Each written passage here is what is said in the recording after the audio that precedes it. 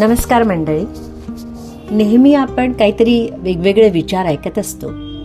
आज मी तुम्हाला एका जंगल सफारीला जी मी भेट दिली होती तिथे घेऊन जाणार आहे. नुकतीच आम्ही नरनाळ्याच्या जंगल सफारीला भेट दिली आणि हे जंगल सातपुड्याच्या कुशीत आणि मेळघाटाच्या दरीत विदर्भात अकोट जवळ आहे. याचा समावेश मेळघाट व्याघ्र प्रकल्पात होतो. इतिहास जर बघितला तर इसवी सन पूर्व 10 मध्ये चालुक्य राजा राजपूत सोळंकी याचे राज्य होते. नंतर गौंड राजाने तिथे किल्ला बांधला, पण इसवी सन पूर्व 15व्या शतकात मोगलांनी आक्रमण करून हा किल्ला ताब्यात घेतला आणि त्याला शहानूर फोर्ट म्हणून नाव दिले. निसर्ग संपन्न शांत असलेल्या या परिसरात भरपूर जंगल आहे. हे जंगल म्हणजे निसर्गाची भरपूर संपन्नता, वन्यजीवांचा मनसोक्त वावर आणि पक्ष्यांचा किलबिलाट. वेगवेगळ्या प्राण्यांचा चिक्कार मनात भीती निर्माण करतो. जंगलात नियमच आहे, जो बलवान तोच टिकणार. एका क्षणात शांतता आणि पुढच्या क्षणात थरार. या ठिकाणी असणाऱ्या जागोजागी असणाऱ्या धबधब्यांनी मनाला शीतलता आली.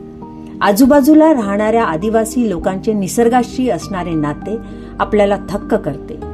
जंगल सफारी म्हणजे फक्त प्राणी बघणे नाही, तर स्वतःला निसर्गाबरोबर जोडणे आहे.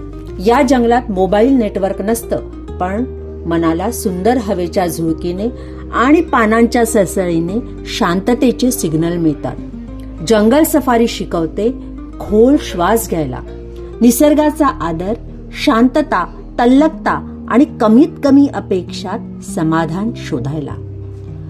आम्हाला चित्त्याला अगदी जवळून बघण्याचा योग आला. तो अविस्मरणीयच. नरनाळा पाहून परत येताना काहीतरी बदललेलं होतं. मन हलकं आणि शांत झालं होतं.